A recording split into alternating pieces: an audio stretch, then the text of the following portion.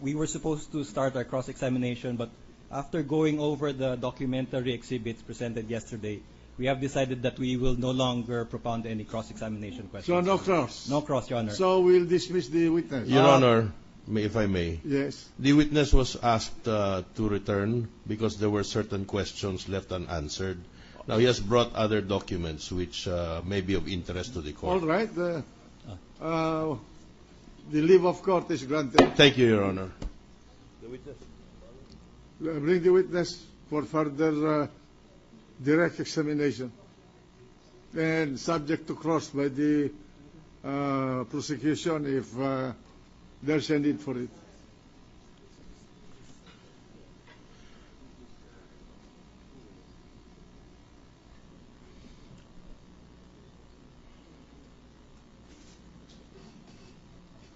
Your Honor, may I address the court? Anyway, everybody seems to be here, yes. so as not to waste time and proceed. to avoid the awkward silence, Your Honor.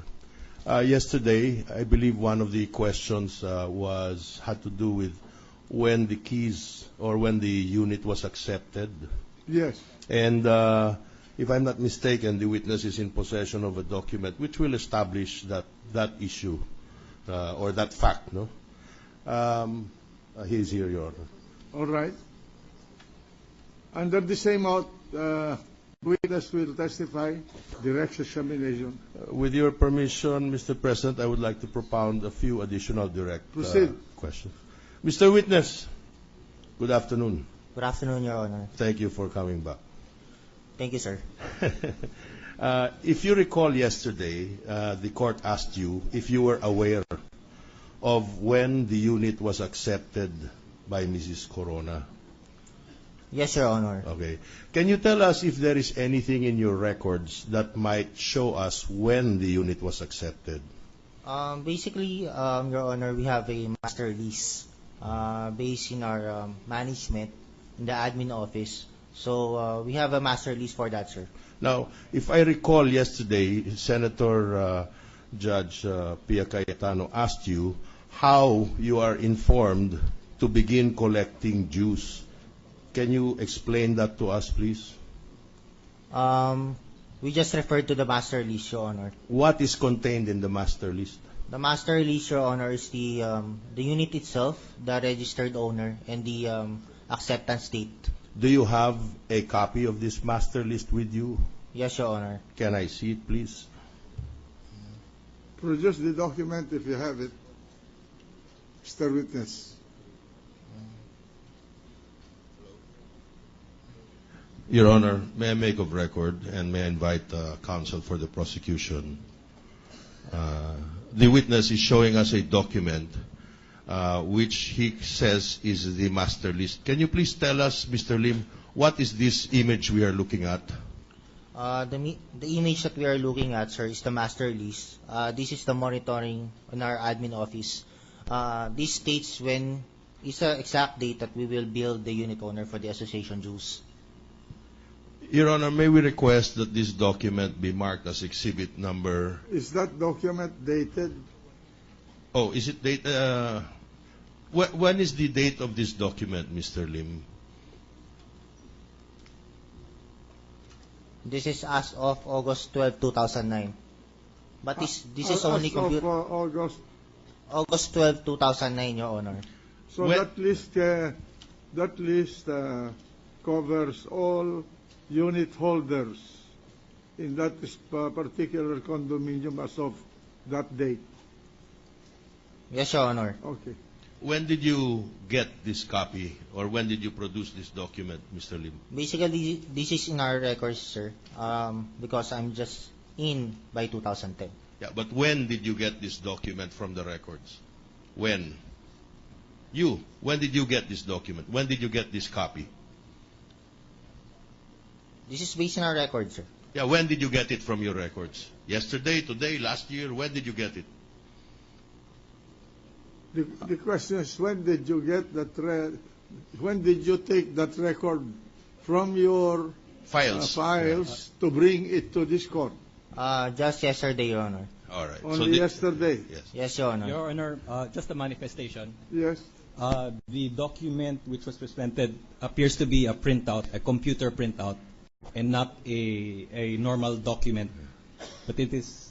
It is a printout which, yes, that is correct. That is a But, correct observation, I Your Honor. suppose Ayala has computerized all its files. I don't think they're keeping hard copies as files in our modern world. No? If I may be allowed, Yes. Mr. Lim, who produced this document?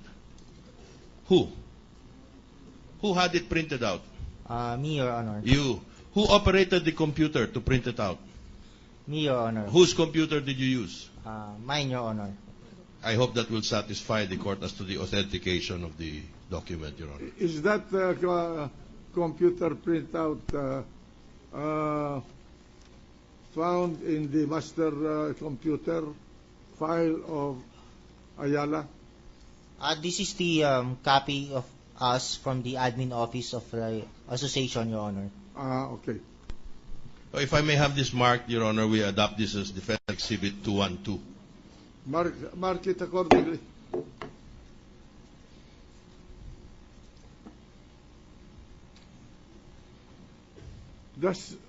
It contains the list of all the unit holders.